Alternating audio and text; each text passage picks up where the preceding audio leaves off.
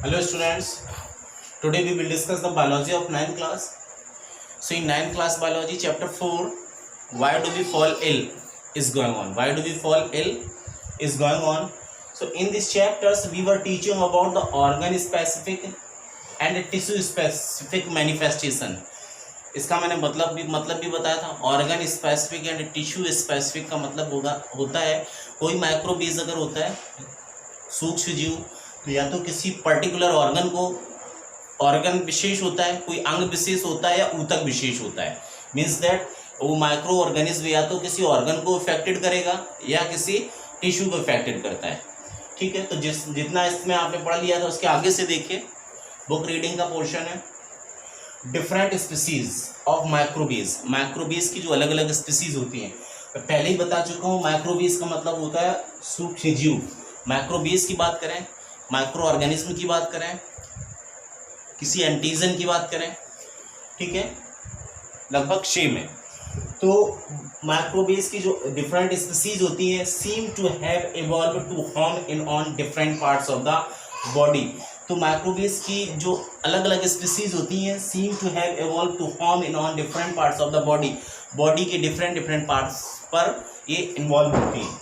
ठीक है, जो भी माइक्रोबीज की बहुत सारी स्पीसीज होती है. कोई नोज के थ्रू माइक्रो ऑर्गेनिज्म एंटर करता है, कोई माउथ के थ्रू करता है, कोई स्किन के थ्रू करता है. ठीक है, तो ये माइक्रोबीज की जो डिफरेंट स्पीसीज होती हैं ये body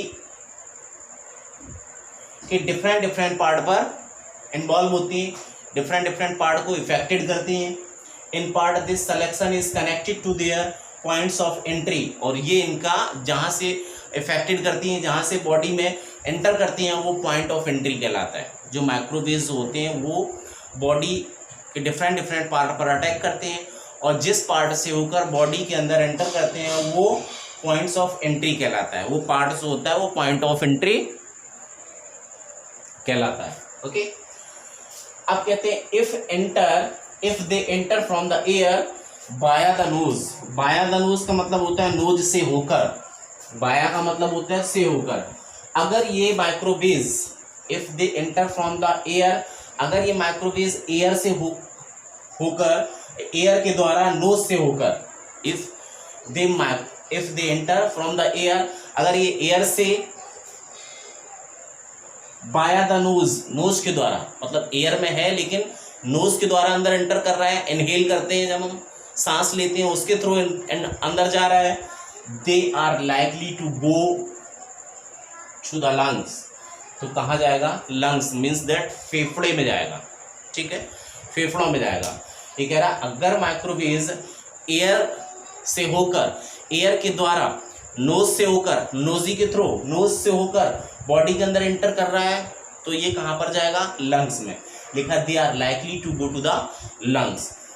this is seen in the bacteria causing tuberculosis. ऐसा देखा जाता है जो बैक्टीरिया को, जो ट्यूबरक्लोस को कॉज करने वाले बैक्टीरिया होते हैं. ठीक, बैक्टीरिया कॉजिंग ट्यूबरक्लोसिस, जो ट्यूबरक्लोस टीबी को कॉज करने वाले जो बैक्टीरिया होते हैं उस केस में ऐसा देखा जाता है.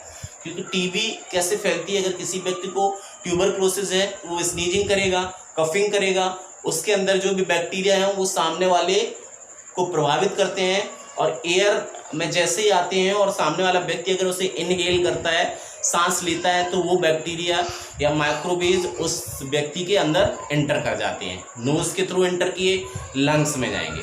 Okay, very simple organ specific and tissue specific में बताया मैंने कि जो माइक्रोबीज डिफरेंट ऑर्गन पर अटैक करते हैं, जहाँ से वो एंटर करते हैं वो उनका एंट्री पॉइंट होता है. अगर वो नोज के थ्रू एंटर कर रहे हैं तो वो लंग्स में जाएंगे. जैसे बताया कि नोज के थ्रू कौन से बैक्टीरिया एंटर करते हैं? जो ट्यूबरक्लोसिस को कॉज करते हैं. ओके, तो enough for today. Remaining part of this headings we will discuss in my next class. Enough for today. Thank you.